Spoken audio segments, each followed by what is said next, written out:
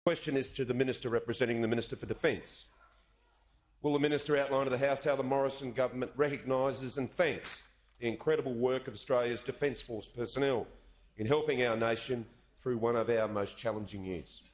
The Minister representing the Minister for Defence.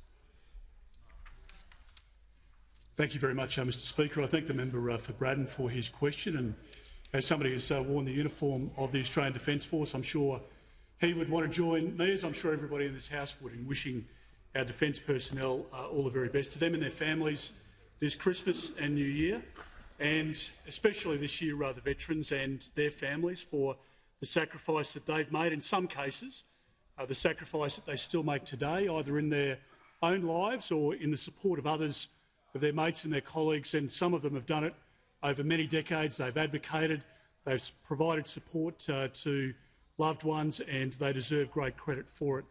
Mr Speaker, all Australians were proud when 8,200 defence personnel at the beginning of this year provided support through Bushfire Assist, which was an operation designed to help those Australians, obviously, that were in the darkest hour of need. And the Australian Defence Force keeps us safe, not just internationally when they're deployed, but here at home as well. And the depth and the breadth of their skill and expertise is a national treasure, and we really do recognise that today.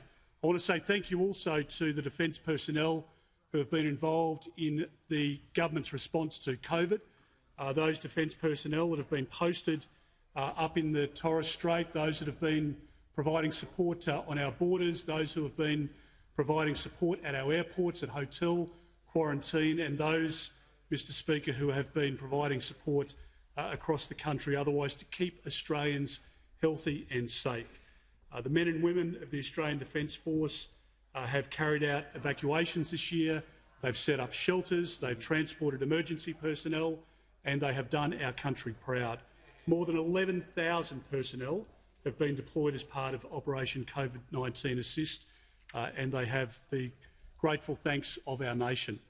Mr Speaker, as the Minister for Industry pointed out before, there was a remarkable story that we were confronted with in the National Security Committee, where we needed to produce more masks, and we know that defence engineers from the Land Engineer Agency and the Special Operations Logistics Squadron and Joint Logistics worked with that particular company to produce those masks, and they stepped up in a remarkable way, an operation that would normally take many months or years to retool and to adjust the settings at that factory.